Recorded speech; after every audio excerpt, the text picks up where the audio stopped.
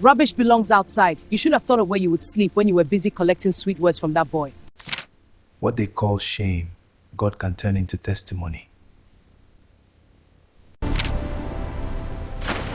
Good afternoon, Madam Serwaa. It has been a long time. African Karma Stories. The afternoon sun beat down on Denu village, turning the dusty road into a streak of gold. Children chased one another barefoot, chickens scratched in the sand, and gossip floated like smoke from the women selling tomatoes under the big mango tree. Then they heard it, rumbling, deep, smooth, unfamiliar. Heads turned as a black SUV glided into the village, followed by another behind it. The cars didn't rattle like the old taxis everyone knew. These ones purred, their paint shining so bright it seemed to carry a piece of the city sky on their backs. "Hey, whose people are these?" an old man muttered, squinting. The first car stopped in front of a crumbling compound with peeling blue paint. Madam Serwaa's compound, the same house where people once laughed at a poor, skinny girl. The back door opened. A high-heeled shoe touched the ground, polished, elegant. Then Amma stepped out. Her wrapper had been replaced by a sleek dress that hugged her figure modestly, but beautifully. Simple gold earrings gleamed at her ears. Her natural hair was styled neatly, a crown above a face that had matured but still carried the same gentle eyes. In her arms, she carried a little boy of about 3, cheeks round, eyes curious. A tall, handsome man in a tailored suit stepped out after her, placing a protective hand on her back. "Kofi," villagers whispered. "Is that not Kojo's daughter?" One woman breathed. The one Serwaa chased away. "What is she doing in such a car?" By the well, Madam Serwaa balanced a heavy basin of water on her head. She turned to see what all the fuss was about. Her eyes landed on Amma. For a moment, her steps faltered. The basin wobbled. Water sloshed over the rim. Amma met her gaze, calm but unreadable. The basin slipped from Serwaa's hands completely, crashing to the ground. Water exploded across the dust, soaking her skirt. She didn't even notice. Her mouth opened, but no sound came out. The girl she had called useless, shameful, and cursed now stood before her in designer shoes, stepping out of a convoy that only wealthy people used. Serwaa's legs trembled. The past, which she had tried so hard to bury, had just driven back into the village. Earlier that same day, before the cars arrived, Serwaa's life looked very different from the proud days she once enjoyed. Her compound was quiet, except for the low murmur of a broken radio. Paint peeled from the walls. The wooden gate hung crooked on rusted hinges. The mango tree in the corner had stopped bearing fruit years ago. Inside the yard, Serwaa argued with a man in a faded shirt holding a dog-eared notebook. "I said I will pay when my brother from Kumasi sends money," she snapped. "Stop coming here every week to shout." The debt collector shook his head. "Madam, you have been saying the same story for months," he replied. "If you don't pay by the end of this week, we will take your sewing machine." Serwaa's eyes flashed. "That sewing machine is all I have left," she hissed. "You want to kill me?" The man shrugged. "Life is hard for everybody," he said. "If your husband was around, maybe things would be different." The mention of Kojo, the man who had once filled this yard with laughter and hope, made her chest squeeze. He had died years ago in the city, taken suddenly by sickness and stress, leaving behind no riches, only a string of unpaid debts. When the debt collector left, Serwaa sank onto a broken stool, massaging her temples. "God is unfair," she muttered bitterly. "People who did worse things than me are enjoying. Look at that girl from the next village, married to a big man now. And me? I'm the one they chase for money." A neighbor, grinding pepper by the fence, overheard.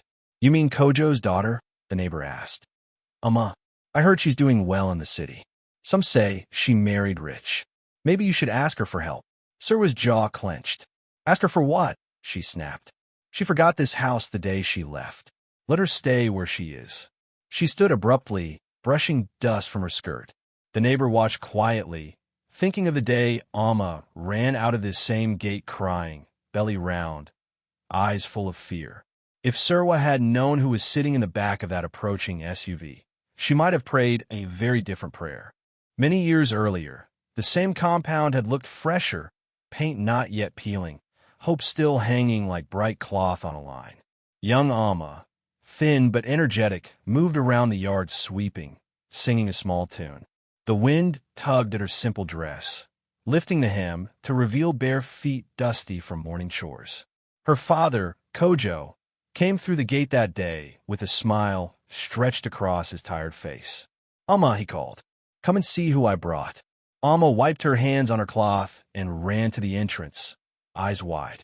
Beside Kojo stood a woman in a colorful new kaba and slit, skin shining with perfume and shea butter.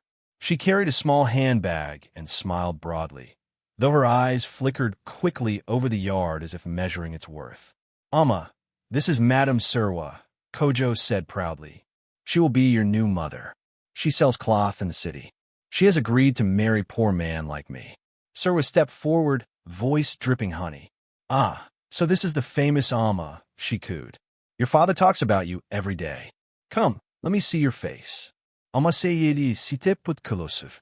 Serwaa cupped her chin, turning her face left and right. "You are a pretty girl," Serwaa remarked. "Don't worry. With me here, you will not suffer again." She opened her handbag and pulled out a cheap plastic necklace, bright but flimsy. "Take," she said, fastening it clumsily around Alma's neck. "You're my daughter now. I will love you like my own." Alma's heart swelled.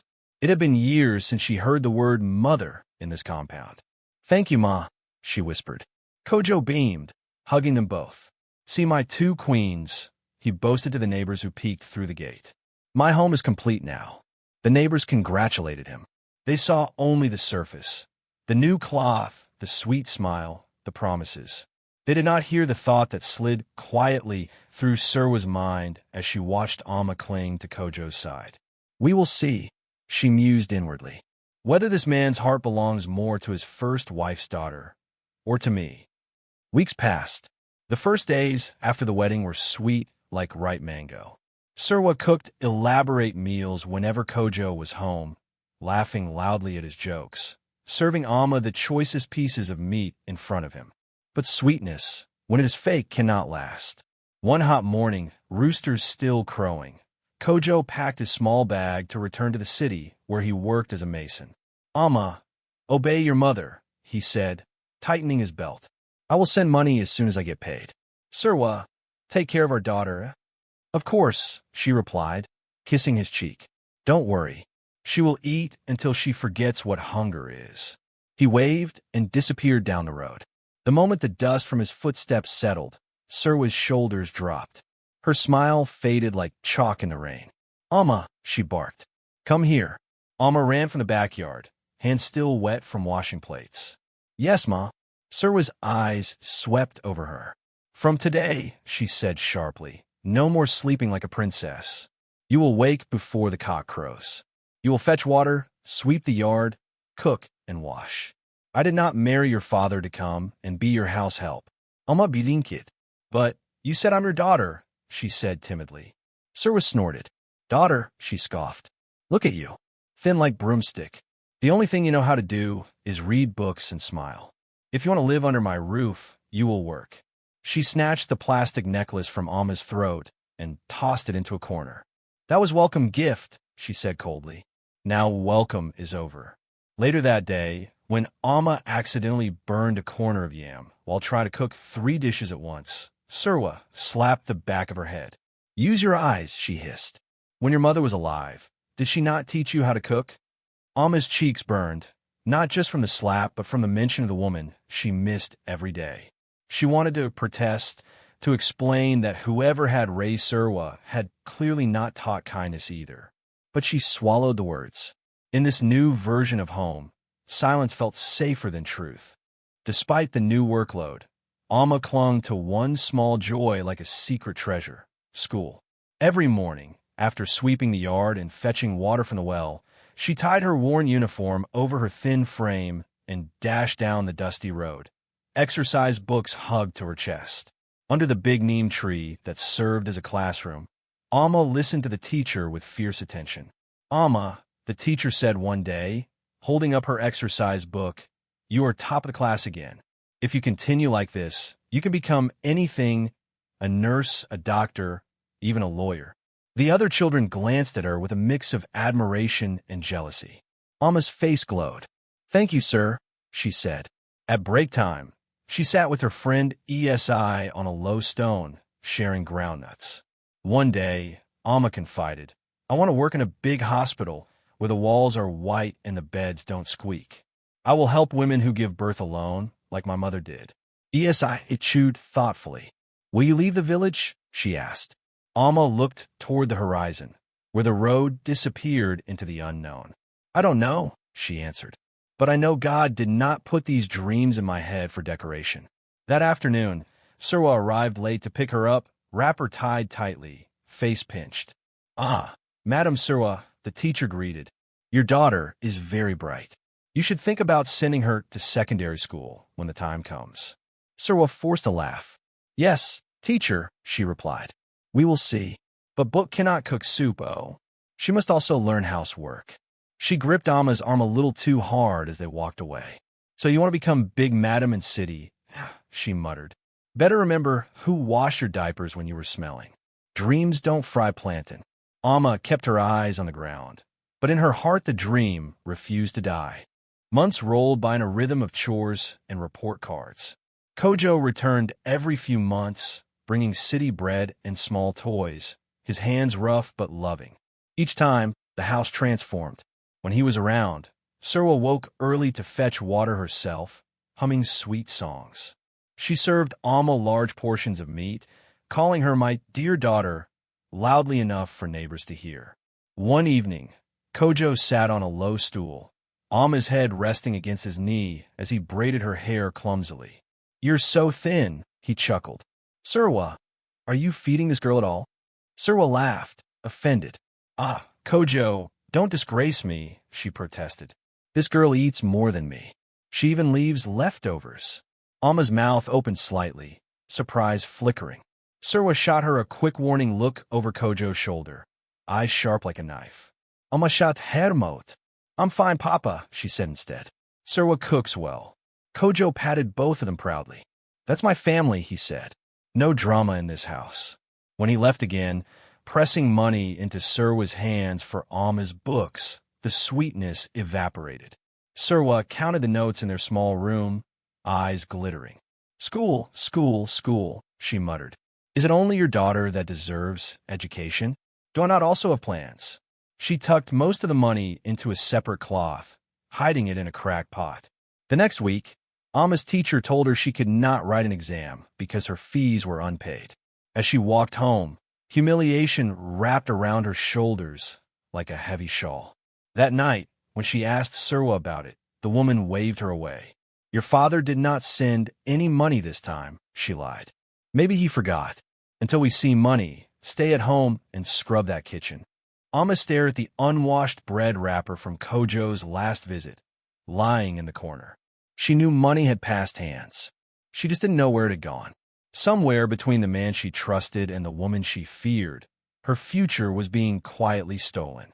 One late afternoon, the sky heavy with pending rain, Alma trudged back from the market carrying a basin of cassava on her head.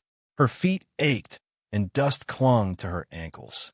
As she neared the main road, she saw a car pulled onto the shoulder, bonnet open. A young man in a faded t-shirt and jeans stood in front of it, wiping sweat from his brow, frustration clear on his face. "Ah, this car will finish me today," he muttered, kicking the tire lightly. "Alma slojit, curiosity pijuit." Cars rarely stopped in their village, especially not ones this new. It wasn't flashy, but it was clearly not from around here.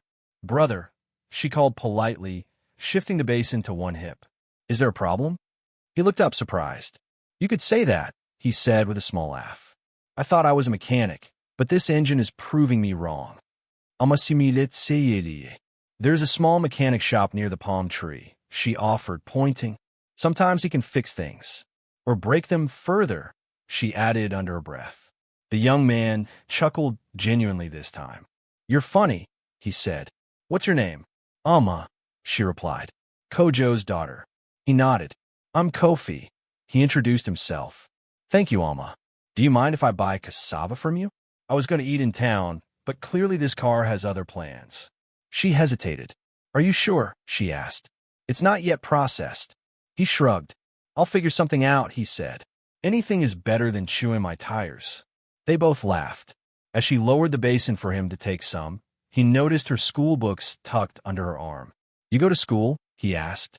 Yes, she said, then quickly corrected. I went. For now, no money. He studied her for a moment. You talk like someone who reads a lot, he observed. What do you want to be? Alma looked down, embarrassed. It doesn't matter, she murmured. Dreams are expensive. Tell me anyway, he insisted gently. She glanced up at him, meeting kind eyes. I want to work in a big hospital, she admitted. Or maybe run a shop that sells medicines. I want women who are poor to still find help. Kofi smiled slowly. Those are good dreams, he said. Don't bury them because the village is small. A rumble of thunder rolled overhead. He glanced at the sky.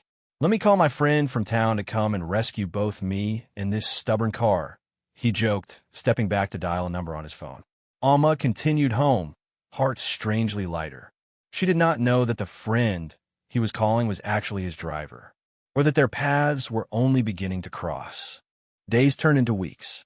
Whenever Kofi's business brought him near the village, his problematic car miraculously needed rest. He would park by the same tree and buy fruits or cassava from Alma's stall. They will soon think I hired you as my personal supplier, he teased one morning, handing her a small bundle of notes. Alma smiled, counting the money. At least you pay on time, she replied. More than I can say for some people here. He leaned against the car, watching her. Tell me, he said, if you had capital, small money, what would you do? She blinked, thinking. I would buy more than just cassava, she answered slowly. Tomato, onion, tinfit. Open a small kiosk. If people don't have to walk far to buy, they will come to me. From that money, I can pay my own school fees. Kofi raised his eyebrows, impressed. You've thought about this a lot, he remarked. Hungry people think about food, she said with a small shrug, and about how to keep eating tomorrow. He laughed. Later, he sat on a low bench under the tree while she served customers. Between sales, they talked about city life, about village politics, about how some rich people forget where they came from. Alma's honesty disarmed him.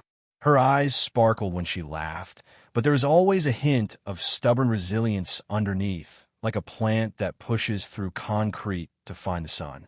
From across the road, Serwaa sometimes watched them, arms crossed. That boy again, she muttered to a neighbor one day. Always talking to Alma, as if he has nothing else to do. The neighbor smiled. He seems respectful, she pointed out. Maybe God is answering your prayers. A good man for your stepdaughter. Serwaa scoffed. Good man, she snorted. He dresses like a driver. No fancy car, no gold chain. My husband didn't suffer for his child to marry one ordinary mechanic. She spat on the ground, eyes narrowing. If any rich man appears in this village, it will be for my own children, not the one I inherited. She could not see that some riches come disguised in plain clothes. One evening, the sky painted itself pink and gold as the sun dipped low. Alma and Kofi sat by the quiet river just outside the village, feet dangling above the water. Crickets had begun their evening chorus. Fireflies blinked lazily between reeds.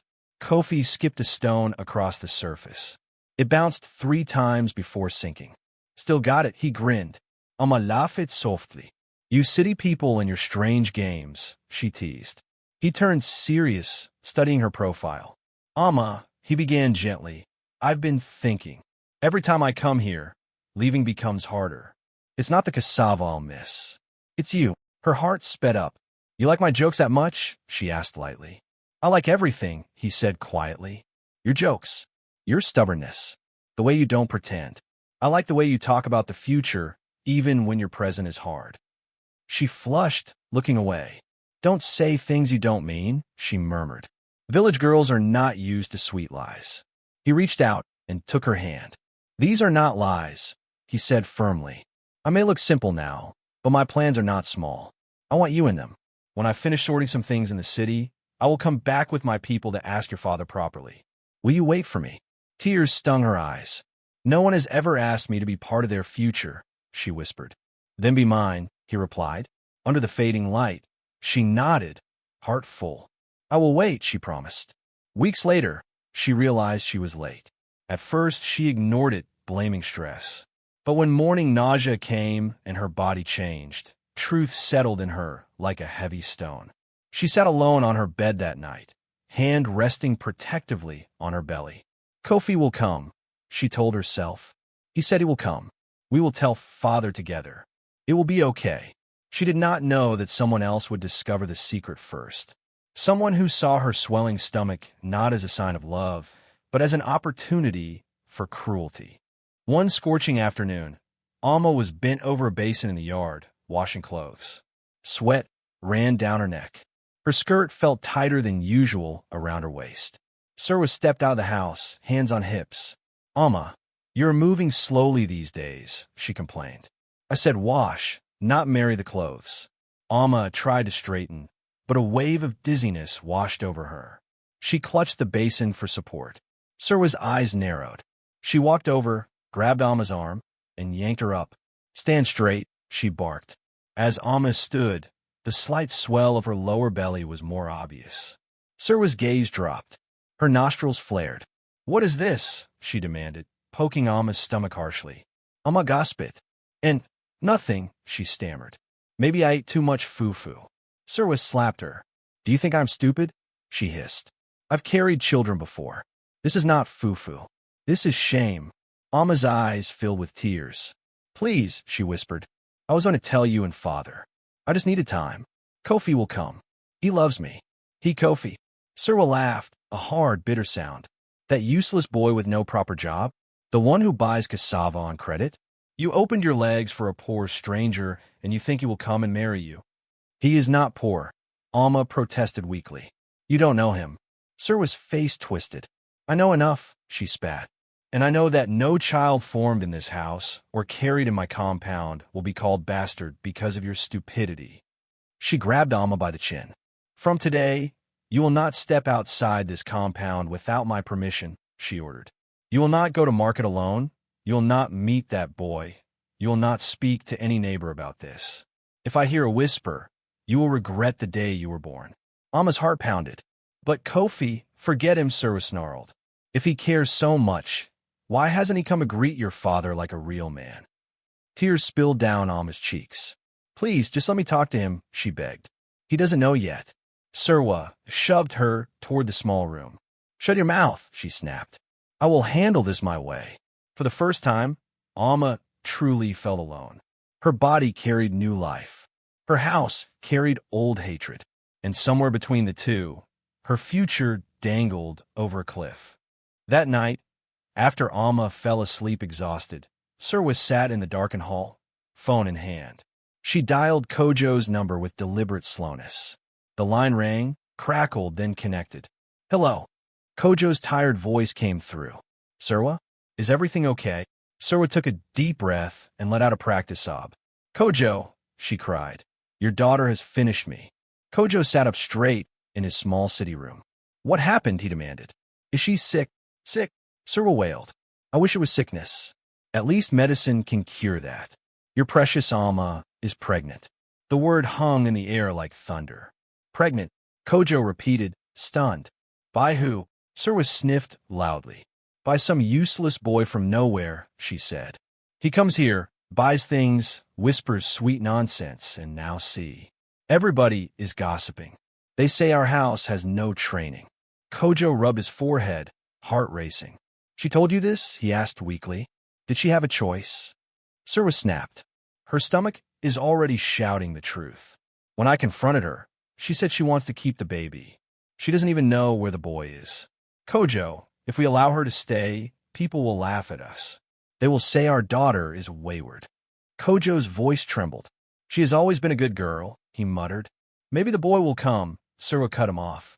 Kojo, be a man, she said coldly. If we don't act now, by the time you come home, it will be too late. Send her away before neighbors see. Let her go and suffer with the man she chose. Your name must remain clean. Silence stretched over the line. Kojo's mind flashed back. Alma as a child, sleeping on his chest. Amma bringing him water after long days at the site. Amma's report card with bright red A's. His throat tightened. "Are you sure there is no other way?" he whispered. Serwaa's voice hardened. "If you are too weak, then I will handle it alone," she said. "But know that if she stays as your responsibility, not mine. I will not be dragged down by the daughter of her dead wife." Shame and fear crushed Kojo's heart. "Do what you think is best," he said finally, voice hollow. "Just protect my name." The line went dead. Serwaa lowered the phone slowly, a cruel smile curling her lips. "The name you care about," she murmured, "is the same name I will use to throw her out." The next afternoon, the village square buzzed with activity. Women sold spices, children chased tires, men argued about politics under the tree. Serwaa burst into the square, dragging Amma by the wrist. Amma's hair was disheveled, eyes swollen from crying. Her loose dress could no longer hide her rounded belly.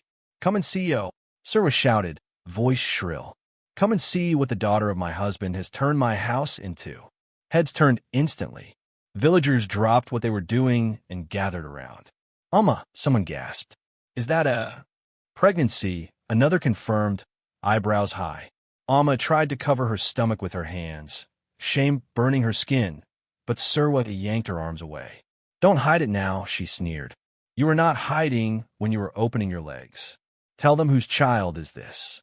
Amma's voice trembled. "Kofi is his name," she whispered. "He promised to come." Serwaa laughed bitterly. "Promised?" she scoffed. "People have promised me airplane tickets before. I'm still walking. Listen, everybody." Her voice rose. "I called Kojo in Accra. I told him everything. He said from today, he has no daughter who disgraces his name with bastard pregnancy." Gasps rippled through the crowd. "Ah, Kojo said that," an old woman murmured, shocked. "That's what he said," Serwaa lied confidently. "And as his wife, I will carry out his decision. Amma will not step back into our compound.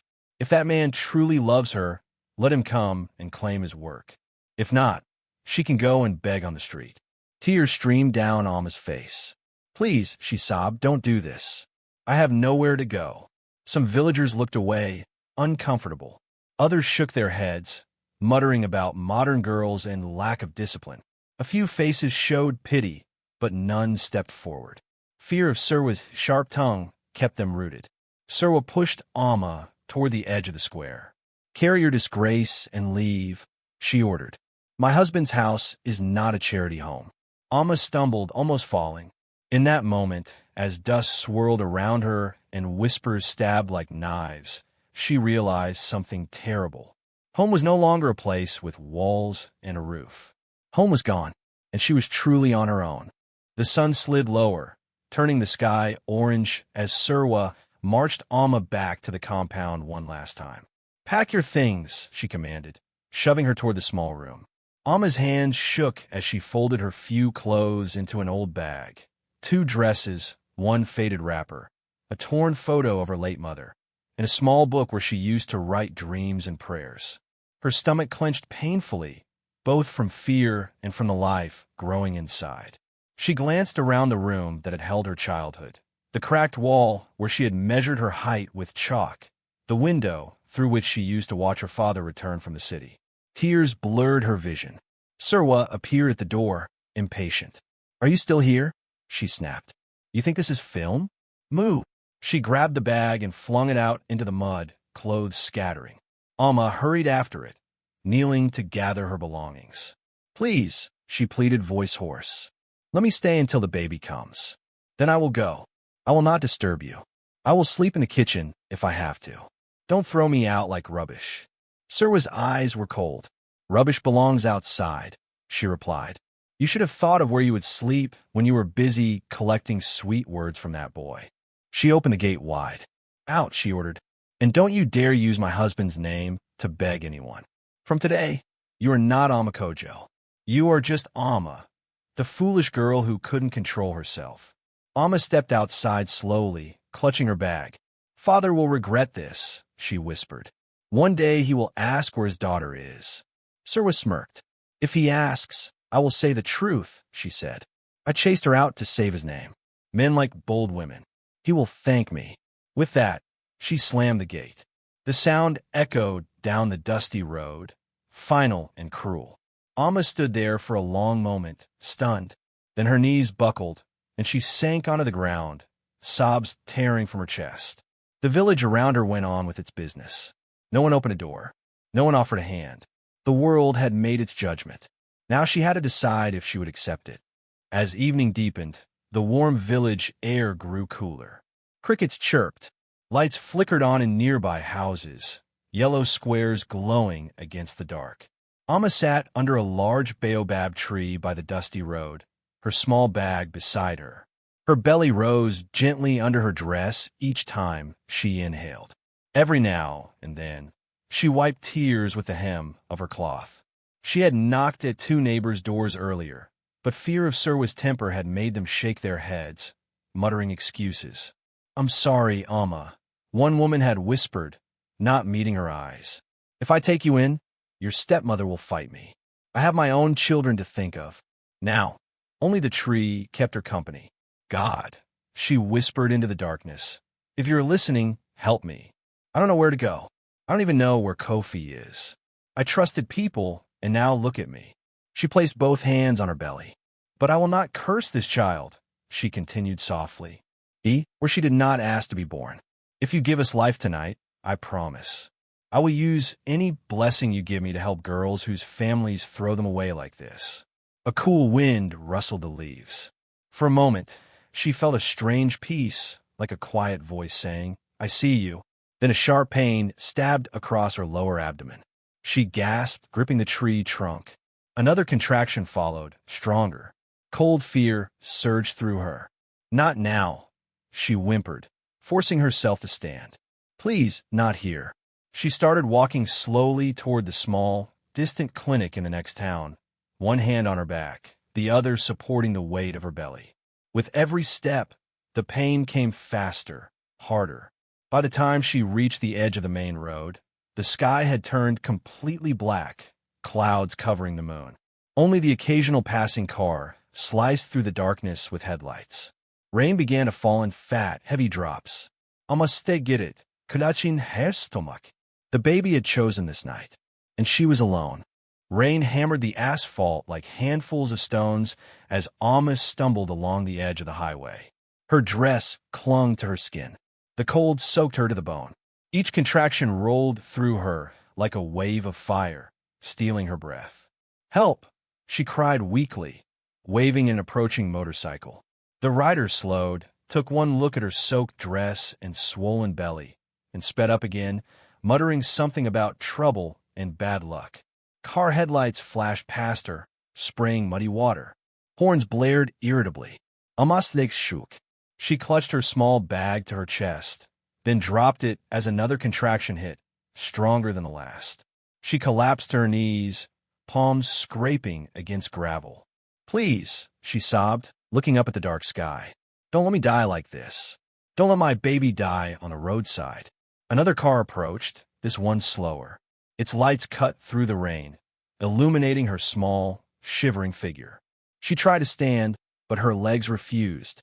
A gush of warm liquid spilled down her thighs, mixing with rainwater. Her body was done waiting. The baby was coming.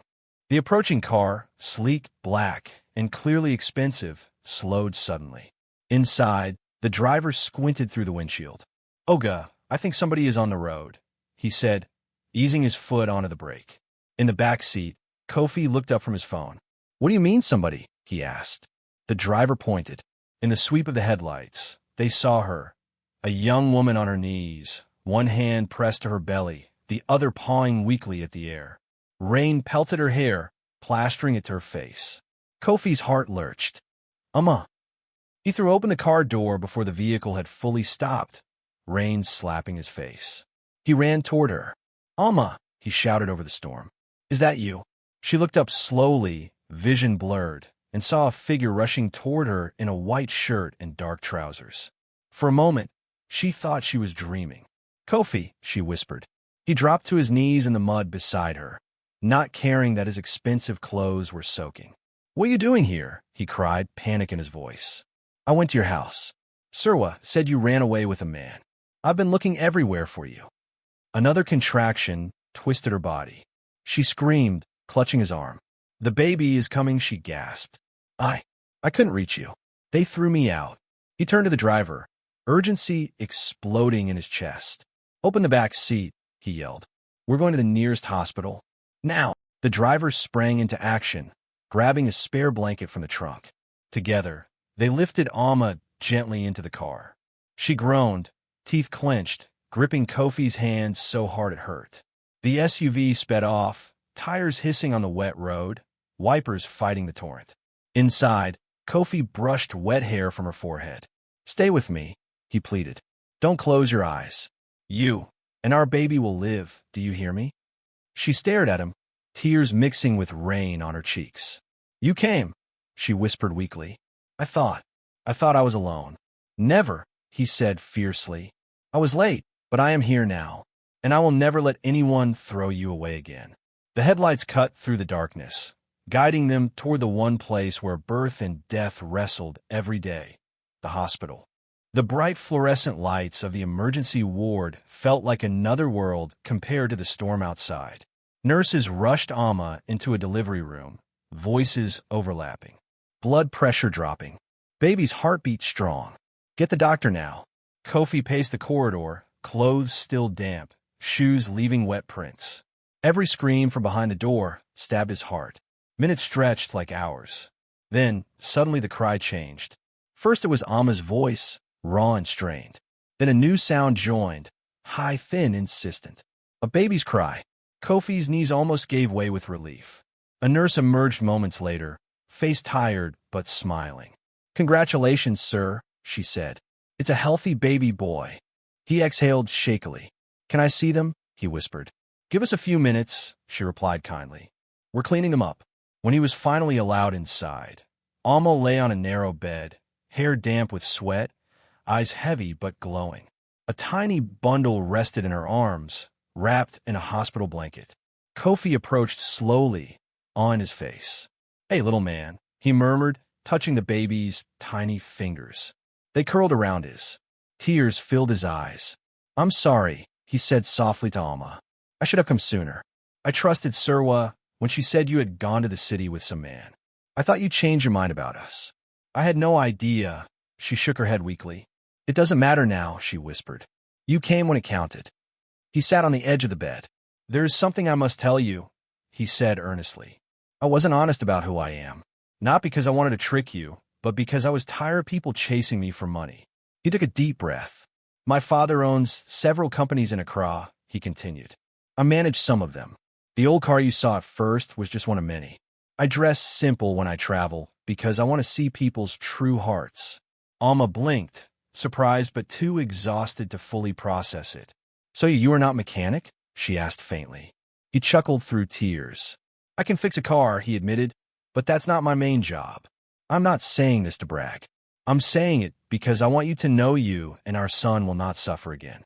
I will go to your village. I will speak to your father properly. I will marry you the right way." Fear flickered in her eyes. "They will insult you," she warned. "They think I'm shamed now." He squeezed her hand gently.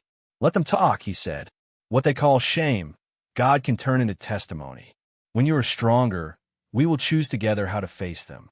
But from today, you are not just a poor village girl thrown out in the rain. You are Alma, mother of my son, and the woman I will stand beside for the rest of my life."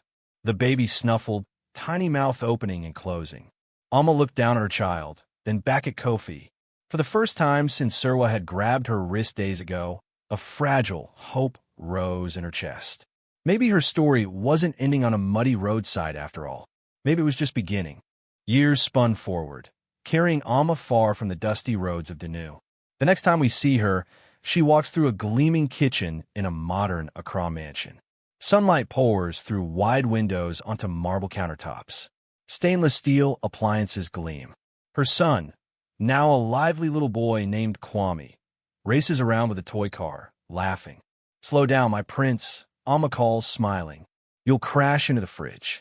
Kofi enters, dressed in a smart but simple shirt, laptop under his arm.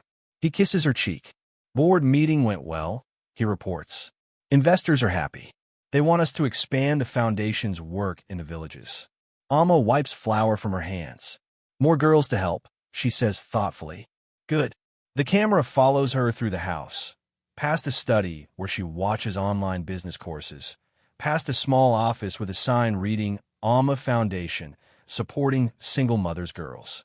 On the wall are photos of women learning to sew, small shops they have opened with microloans, smiling babies in clean clothes. She sits at a desk, reviewing applications. Her family chased her out when she got pregnant. She murmurs, reading one. Another like me. She signs the form approving grant. Despite the wealth around her, Alma's clothes remain modest, her manner gentle. She greets staff by name, helps the cook carry groceries, kneels to tie her son's shoe herself. She no longer moves like a girl constantly ready to be slapped. She moves like someone who knows her worth, and who wants others to know theirs too. Yet, every now and then, when the wind rattles the windows during a storm, memories of that rainy night return. And with them, the image of a gate slamming shut. One morning, as she waters the flowers in her garden, Kofi approaches quietly. You're thinking of home again, aren't you? He asks. She nods slowly. I left that village with only this child and my tears, she says. But there are other girls still there, standing outside gates. I want to go back, not to beg, but to build. Kofi smiles. Then we go, he says simply. This time, Alma replies softly, watching her son chase butterflies on the lawn. We won't be the ones walking alone on the road. That evening, as the sun dipped behind the city skyline, Alma and Kofi sat on the balcony, sipping tea. The lights of Accra blinked like scattered stars beneath them. I've been planning something, Alma began carefully. For the foundation. Kofi leaned back, interested. Tell me. I want to start in Denu, she said. Not just sending money, but going there. Meeting the girls. Opening a small center where they can learn skills and rest if their families reject them. Kofi nodded slowly. It's a good idea, he approved. But are you ready to see Serwaa again? To see your father? She stared at the city lights for a long moment. I don't know, she admitted. Part of me still aches when I remember that day. But another part of me wants them to see that the girl they called cursed is still alive. Not for revenge, but so they know what God can do. He reached over and covered her hand with his. If at any point it is too much, we leave, he promised. We are not going there to prove anything to them. We are going to fulfill your calling. She smiled faintly. Still, she said, I must prepare my heart. If I go with anger, I will only plant more bitterness. He squeezed her hand. Then let's go with purpose, he said. We'll take food, clothes, and some of the women from the foundation. We'll bless the village, not curse it. Alma nodded, feeling a strange mix of dread and anticipation. Maybe, she whispered, it's time to stand in front of that gate again, but on different terms. The convoy of SUVs rolled into Denu under the same unrelenting sun that had once baked that red soil. Children ran after the vehicles, laughing, shouting, car, car. Women shaded their eyes with their hands, wondering who these strangers were. In the first car, Alma's heart hammered against her ribs. She smoothed her dress, took a deep breath, and looked at Kofi, who gave her an encouraging nod. You're not the scared girl from before, he reminded her. You're the woman who survived. The car stopped near the old compound. Outside, village life paused. When Alma stepped out, time seemed to freeze. Some villagers recognized her instantly. Others took a few moments before whispers spread like wildfire. Is that Alma? One man asked. But she left. We heard things. She looks like one of those TV women now, another marveled. See her dress. Kofi emerged, greeting people warmly, shaking hands. Their son clung shyly to Alma's skirt, peeking out with wide eyes. Then came the moment that had started it all. Madam Serwaa, carrying a heavy basin of water from the well, turned the corner. She stopped dead. The basin slipped. Water cascaded over her feet, splashing mud on her cloth. Her mouth opened, but no insult came out. Her tongue felt heavy, her throat dry. Ugh. Alma, she croaked finally. Alma mit hergaze. Good afternoon, Madam Serwaa, she said calmly. It has been a long time. Behind her, Kofi placed a gentle hand on her shoulder. The gesture spoke volumes. She was not alone.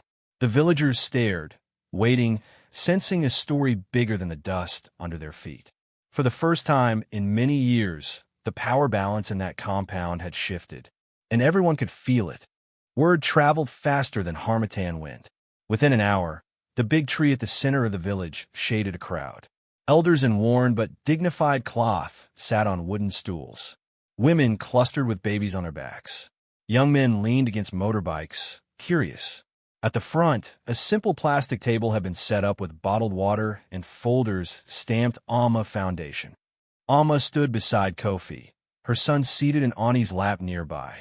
Her hands trembled slightly, but her voice, when she began to speak, was steady. Fathers, mothers, brothers, sisters, she began. I came today not as a politician or as someone who thinks she is better than you. I came as your daughter, as Alma, the same Alma who used to fetch water from that well and sell tomatoes by the road. Murmurs rippled through the crowd. She continued, some years ago, something happened to me in this village, a thing that happens to many girls. I got pregnant outside of marriage. I made a mistake, yes, but instead of helping me correct it, my home rejected me. I was sent out of the gate with my child still in my stomach. Eyes shifted uncomfortably. Some people looked at Serwaa, who sat a little apart, fingers twisting her cloth, eyes downcast. I nearly died on the road that night, Alma said quietly. If this man, she gestured to Kofi, had not passed by with his car, you would be hearing this story from my grave instead of my mouth. Gasps. But God gave me a second chance. He saved me, my child, and gave us a life we did not even dare dream.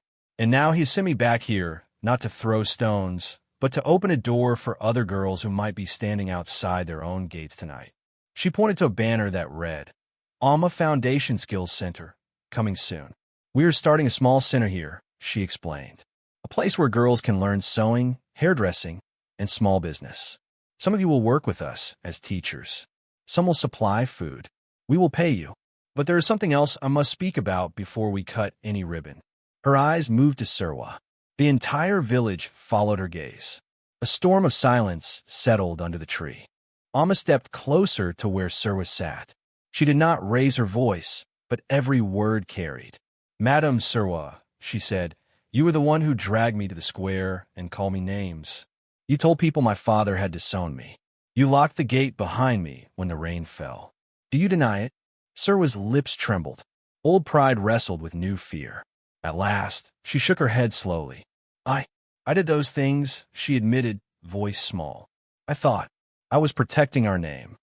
Kojo, older now and looking worn from years of regret, stepped forward from the crowd. He had traveled from the city when he heard Alma was coming. You also told me she ran away with a man, he said, pain sharpening his tone. You said she refused correction. You never told me you threw her out. Today, I see her standing here, alive, and I ask myself, what kind of father believes rumor over his own child? Tears filled his eyes. Alma, he choked. I failed you. I believed lies because my ego was louder than my love. Serwaa burst into tears. I was jealous, she cried. There, I said it. Everywhere we went, people praised you and your dead wife for raising such a good daughter. They compared my own children to you. I was afraid my place in your father's heart would always be second. So when I saw a way to remove you, I took it. I told myself it was for the family. But I know now, it was for myself. The villagers shifted uneasily. One elder cleared his throat. Jealousy is a small fire that can burn whole houses, he said gravely. You nearly burnt this one to the ground. Serwaa sank to her knees in the dust. Forgive me, she begged, looking at Alma. You were innocent. I was wicked. When I heard you become rich, I was angry. Now that I see you, I'm just ashamed. Alma sutudit her silently. This was the woman who had locked her out on a stormy night, who had laughed as she begged to stay. Now she looked small, broken, nothing like the towering figure from her nightmares. No amount of apology can erase what you did, Alma said quietly. But I did not return here to punish you. I returned to make sure no other girl suffers the same fate. She turned to the crowd. If you are a father or mother, she said, Remember that mistakes are not the end of a child's story. Throwing them away does not clean your name. It only adds blood to it. Faces burned with conviction.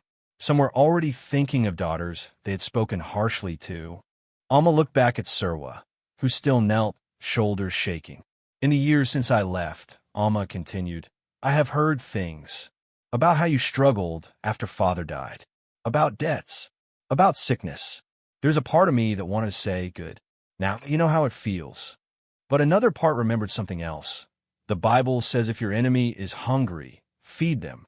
Kofi stepped forward with a folder. We can help clear Madam Serwaa's biggest debt, he announced.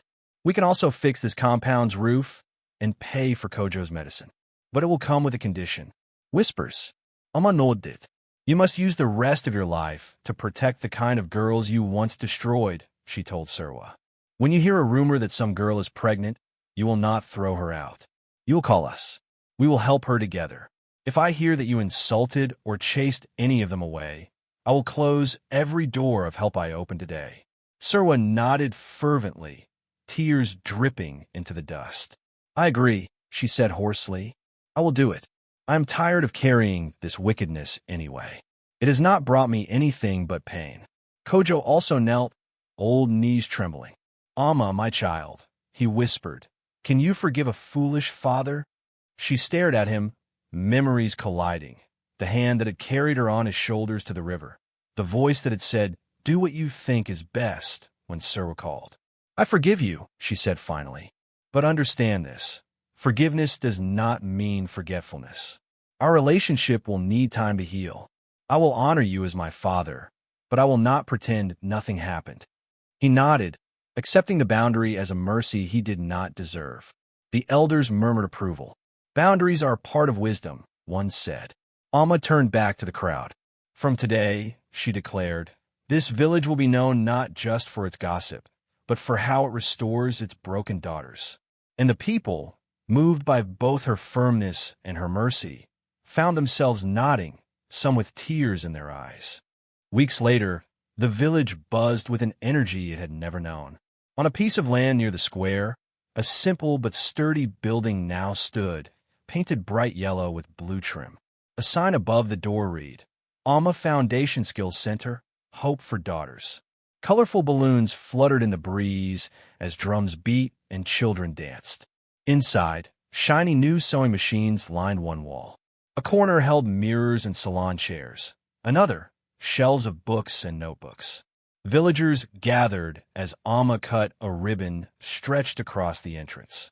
Today, she announced, we dedicate this place to every girl who has ever been told she is finished. This is proof that as long as there is breath, there is still beginning. Women ululated. Men clapped. Serwaa, dressed modestly, stood to one side holding a tray of small snacks to serve guests. She moved quietly, respectfully, no longer demanding the loudest seat. Kojo watched his daughter address the crowd with pride and humility, tears glistening. First group of students, young women, some with babies on their backs, entered shyly, eyes wide as they saw the machines and tables. Will I really learn to sew? One asked uncertainly. More than sew, Alma smiled. You will learn to run a business, to save money, to say no to men who want to use you and disappear. Laughter and applause. Kofi moved in the background, organizing registration, quietly ensuring everything ran smoothly. The sound of scissors slicing ribbon became, in that moment, the sound of chains breaking off many hidden hearts. Denu, once the place of Alma's greatest humiliation, had become the birthplace of something new. Not just for her, for many. Later that afternoon, the sky calmer, Alma walked along a narrow path just outside the village. Tall grass brushed against her legs. The air smelled of damp earth and wildflowers. She carried a small bouquet of fresh white blossoms. At the base of a large tree, a simple mound of earth lay, marked by a wooden cross. The letters on it were faded, but Alma didn't need to read them. She knelt, placing the flowers gently on the grave. Ma, she whispered, it's me, your Alma. The wind rustled the leaves above, as if answering. I wish you could see this, she said, voice thick. Your grandchild, the center, The girls. I wish you could see that the daughter you left behind didn't drown in the shame people poured on her. Kofi and their son stood a respectful distance away, giving her space. You were the first one who told me I was more than this village, Amma continued. When Serwaa said I was nothing, I remembered your words. When I walked in the rain, I remembered how you used to hold me when storms scared me. She smiled through tears. I forgave them, Ma, she said quietly. Not because what they did was small, but because carrying hate was making me as sick as they were. I want your grandson to inherit courage, not bitterness. Her son toddled over, placing a small stone beside the flowers. Grandma, he said solemnly, copying his mother's tone. We came. Amma laughed softly, ruffling his hair. Yes, my love, she said. We came. She stood, slipping her hand into Kofi's. Let's go home, she murmured. As they walked back toward the village, the setting sun bathed them in warm, golden light. For the first time, the road did not feel like an exile path. It felt like a bridge between what was broken and what had been rebuilt. The camera pulls back, showing Denu from above, the cluster of roofs, the busy, dusty road, the new yellow buildings standing bright among older structures. In the skills center, we see young women learning to sew, their hands clumsy at first, then more confident. Others practice braiding hair on mannequin heads. Laughter rings out. Madam Serwaa sweeps the yard, then pauses to offer water to one of the students' babies. Her face is lined with age and regret, but there is a softness there now that was missing before. The narrator's voice rises gently over the scenes. Some stories begin with a wedding and end with a baby. Others begin with a baby and nearly end on the side of a road. Amma's story could have been one of those tragedies we whisper about at market. Have you heard about that girl? She died when her family chased her out. Shots flash, a memory of Amma under the tree in the rain. The gates slamming, her being lifted into Kofi's car. But the same God who watches over the proud in their mansions also watches over the pregnant girl sitting on the roadside. The same God who hears the stepmother's lies also hears the stepdaughter's quiet prayers. The camera returns to Amma at the center, showing the girl how to thread a needle. Amma had every right to hate, the narrator continues, to use her new power to crush the ones who once crushed her. Instead, she chose a harder road, the road of forgiveness with boundaries. She paid off Serwaa's debt, but refused to let her control her again. She built a center in the very village that cast her out, so that when the next girl is thrown away, she won't land on the street. She will land in a classroom. Images flicker, Serwaa kneeling in the dust, Kojo hanging his head, Amma speaking to the crowd, girls signing their names on enrollment forms. If you're listening to this story, the voice says, maybe you are Amma. Maybe your own family pushed you out when you needed them most. Maybe you carry a child, or a dream, or a mistake you can't hide. Hear this. Your value is not decided by the ones who shut their gates. The one who created you has other doors, and sometimes he uses unexpected people, like Kofi, to open them. The tone deepens. Or maybe you're Serwaa. Maybe jealousy or fear made you hurt someone who trusted you. Maybe you still tell yourself it was for their own good. Learn from her. Repent early. Ask forgiveness before the consequences arrive, wearing designer shoes and calling you madam, with eyes that remember everything. The narrator turns directly to the viewer. What did you take from Amma's journey? If you were in her place, would you have gone back to help the same village that rejected you? Or would you have stayed far away and watched from a distance? Tell us in the comments. I read every single one. Where are you watching from? Denu, Accra, Lagos, Nairobi, London, Toronto, New York, Johannesburg. Type your city below so we can see how far this African story has traveled. And if stories like this touched your heart, stories that remind us that rejection is not the end, that God can turn rain-soaked roads into red carpets, and that forgiveness does not mean going back to abuse. Hit the subscribe button, turn on notifications, and share this video with someone who feels thrown away. Final montage. Amma locking up the center at dusk, waving at girls heading home. Kofi lifting their son onto his shoulders. Serwaa watching from her doorway, eyes wet but peaceful. The narrator ends. Poor village girl, thrown out pregnant by her stepmother. Years later, she returned as a billionaire's wife, not to boast, but to build. Remember, the stone that the builders rejected can become the cornerstone if it refuses to stay where it was dropped. Fade out on Alma's smile as she looks over the village, no longer as a victim of it, but as a light within it.